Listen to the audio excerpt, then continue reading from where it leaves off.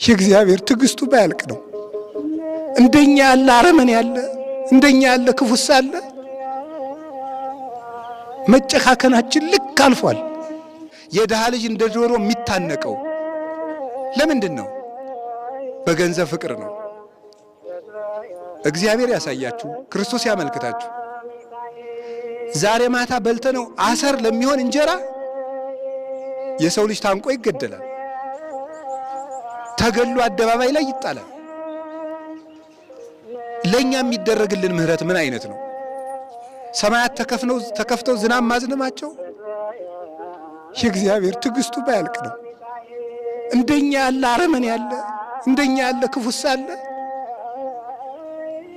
መጨካከናችን ልክ አልፏል። እግዚአብሔር ዛሬም ፀሐይን ያወጣል፣ ዝናብን ያዘንማል። ዘመዶቼ እግዚአብሔር በዓመት አንድ ጊዜ መተን የምንቀልድበት አምላክ አይደለም።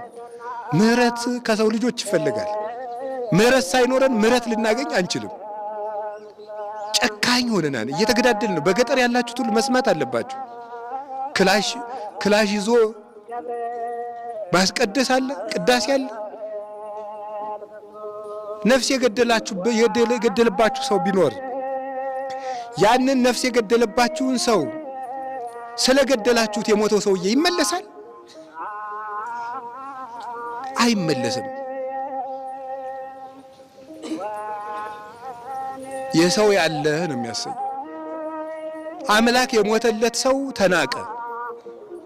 ለአንድ ሰው እኮ በግ አይደለም የታረደው፣ ክርስቶስ ነው የታረደለት። ታውቃላችሁ? ሰው ክቡር ነው። ለሰው አምላክ ሞቷል። ውድ ገንዘቡን በእርሻ የተዳፈነ ዕንቁ ፍለጋ ያለውን ከፈለ ማለት ዓለም ያዳፈነውን የሰው ልጅ ለመፈለግ ክርስቶስ ራሱን አሳልፎ ሰጠ።